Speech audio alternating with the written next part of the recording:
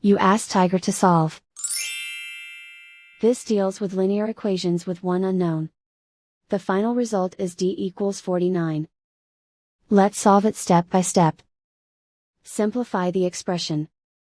Expand the parentheses. Simplify the arithmetic. Simplify the fraction. Group all constants on the right side of the equation. Add 147 to both sides. Simplify the arithmetic.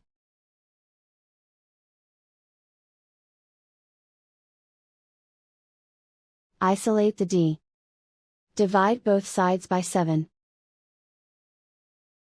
Simplify the fraction.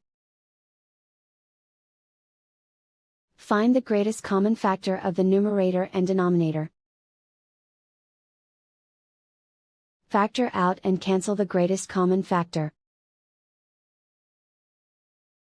And so the final result is d equals 49.